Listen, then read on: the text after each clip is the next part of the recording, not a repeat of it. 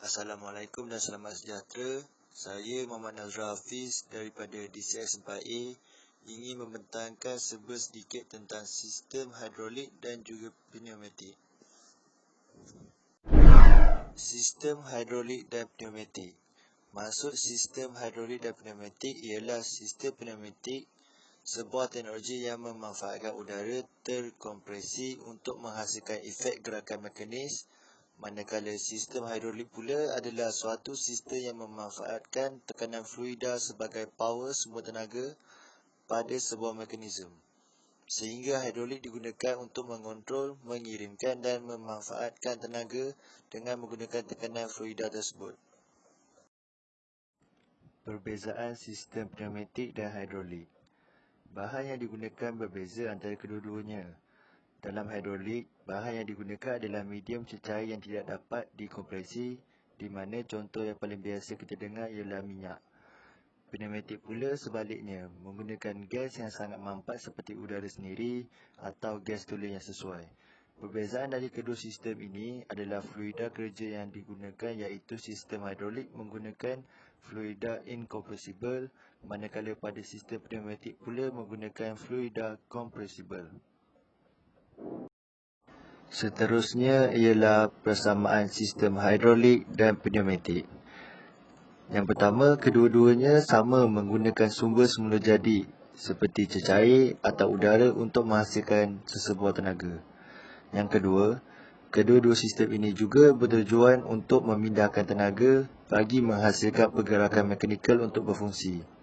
Yang ketiga, kedua-dua sistem ini adalah untuk kegunaan industri dan ianya memberi manfaat kepada industri untuk memainkan peranan penting untuk kesenangan kerja yang berat atau kerja ringan. Di sini saya akan menerangkan di mana sistem hidrolik digunakan. Sistem hidrolik banyak digunakan seperti memindahkan beban yang berat sebagai alat penekan dan pengangkat. Hidrolik juga sering digunakan dalam konsep empangan, sungai, turbin dan juga hakisan. Dalam industri ini, banyak ditemui penggunaan sistem hidrolik pada alat-alat berat seperti truk pengangkat, mesin molding, mesin press, forklift, crane dan juga yang lain-lain. Di sini adalah penerangan di mana sistem pneumatik digunakan.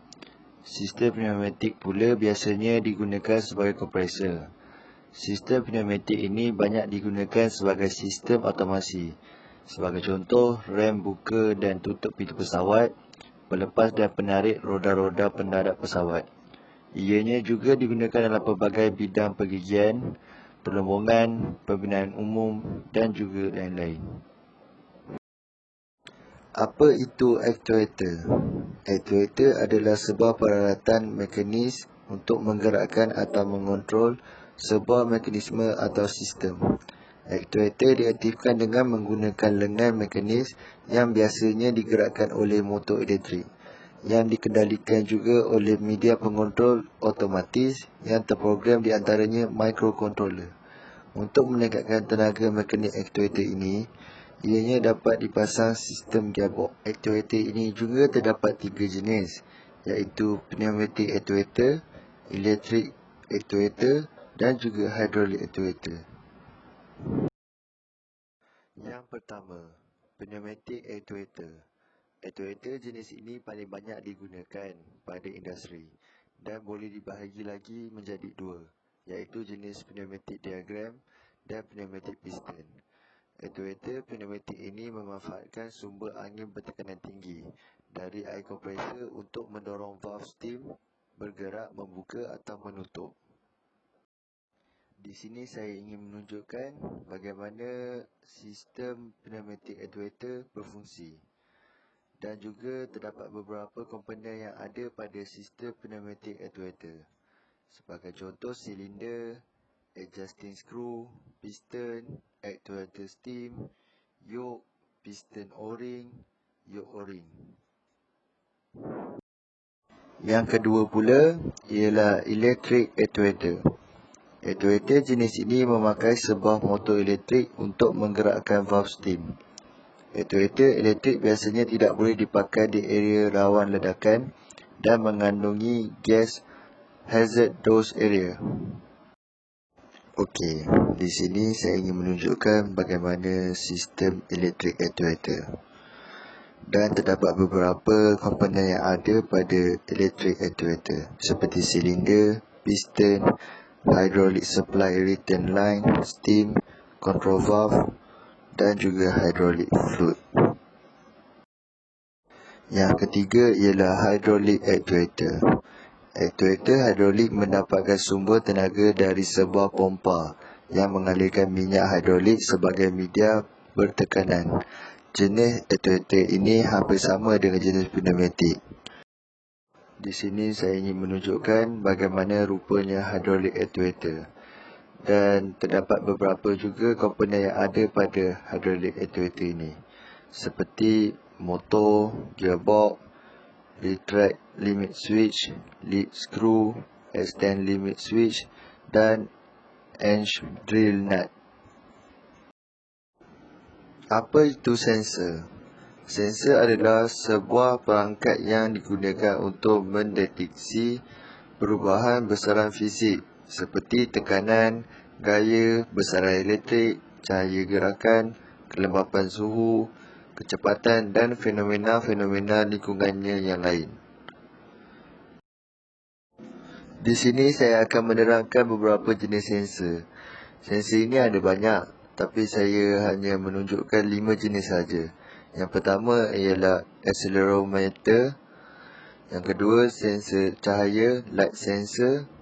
Yang ketiga sensor suara, sound sensor.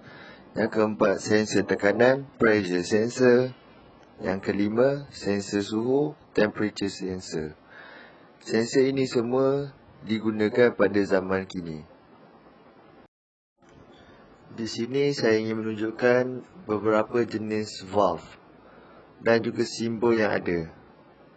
Pada yang pertama adalah nama komponennya ialah katup fungsi atau dikenali sebagai shuttle valve.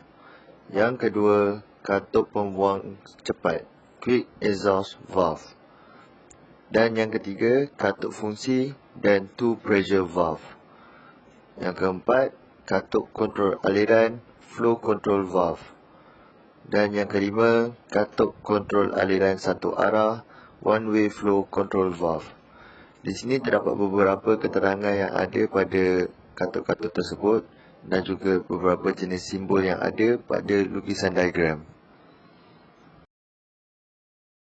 Dan di sini pula terdapat beberapa simbol komponen yang ada seperti kompresor, tangki udara, filter dan juga pemisah air.